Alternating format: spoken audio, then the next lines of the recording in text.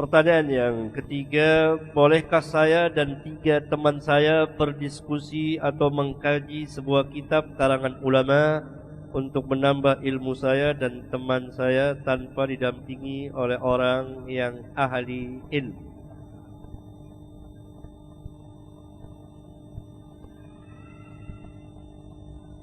Pertama, apakah ketiga orang ini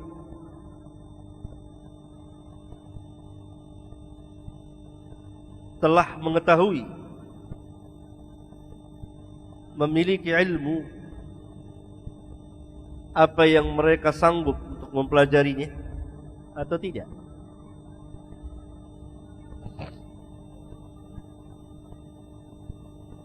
Itu pertama. Tahu atau tidak tahu? Orang awam atau yang biasa belajar? Kalau tahu, sebatas mana pengetahuannya?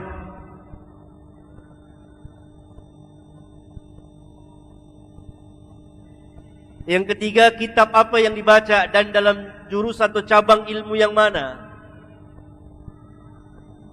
Yang keempat, kedua orang temannya ini bisa atau tidak bisa?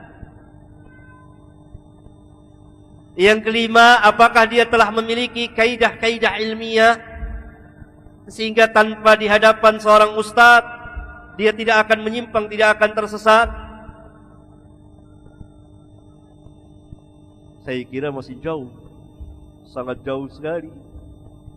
Butuh bimbingan, butuh pengarahan. Kecuali bagi yang telah mapan, sanggup, dan dia melihat dirinya telah sanggup dan disaksikan oleh gurunya telah memiliki satu kemampuan. Kemudian apa yang mereka maksudkan dengan diskusi? Apakah berdebat atau mudzakarah, saling mengingatkan atau mengadakan pembahasan?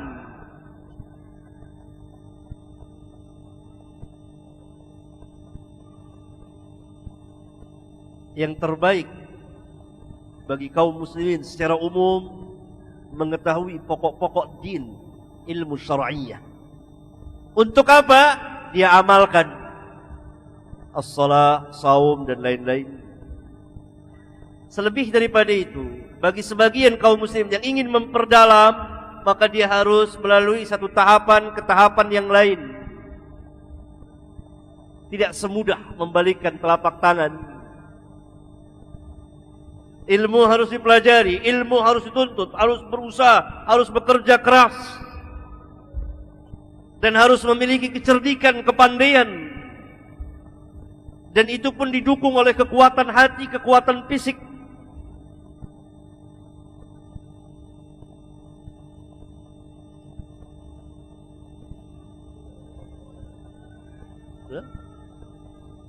Ketabahan, kesabaran yang luar biasa.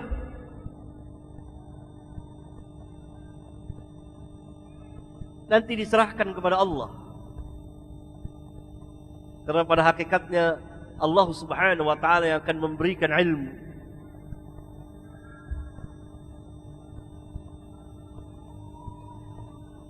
Sering kita dengar, sering kita saksikan diskusi-diskusi seperti itu malah ngelantur ke sana kemari. Bagaimana mungkin pemuda-pemuda ini yang belum mengerti bahasa Arab,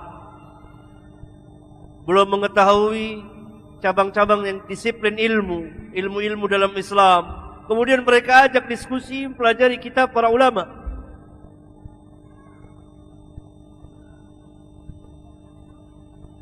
Perlu kita ketahui bahasa ulama lebih sulit dari bahasa Al-Quran dan sunnah Nabi yang mulia sallallahu alaihi wasallam.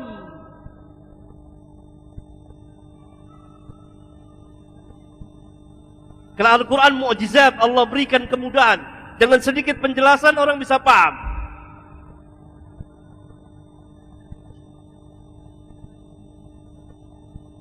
Maka yang terbaik bagi para pelajar, belajar dan belajar. Belajar dan belajar.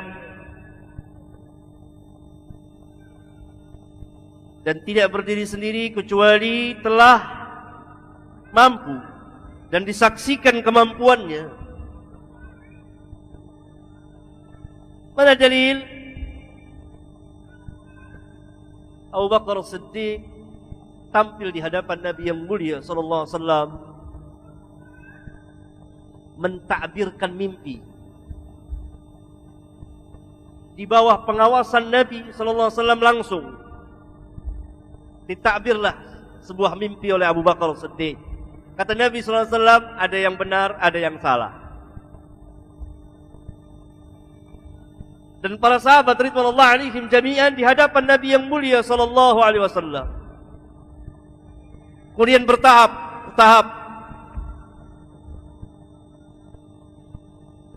Kalau membahas bersama kawan-kawan tentang satu kitab, kemudian tidak paham, ditandain, kemudian ditanya kepada guru dan seterusnya, bagus sekali.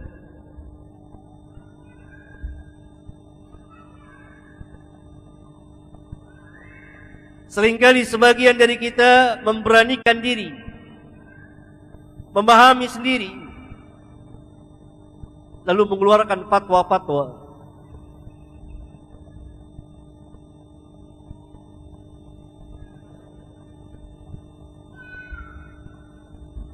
Dan ini semua bisa menipu diri kita.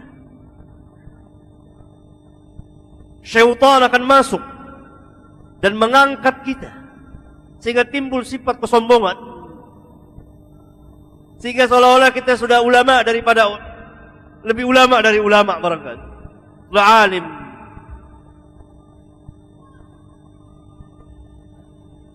Jadi kesimpulannya, kalau dia seorang pelajar, maka belajar dan belajar. Banyak berhubungan dengan guru, bertanya dan seterusnya. Dan yang kedua dari ilmu, bertahap dari satu-satu ilmu.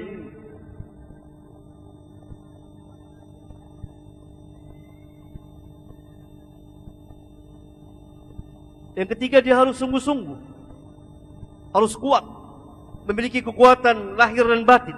Hatinya kuat, fisiknya kuat. Kalau hatinya tidak kuat, maka akan timbul jemu, bosan.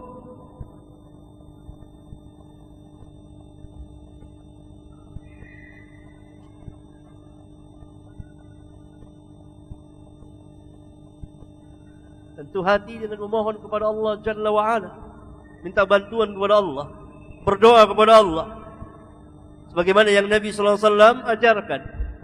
Adapun fisik tentu dari makanan.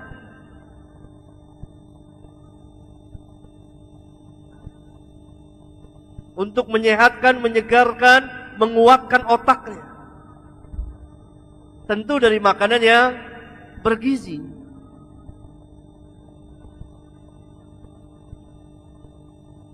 Sehingga fisiknya kuat, sehingga otaknya kuat, sehingga dia sanggup duduk berjam-jam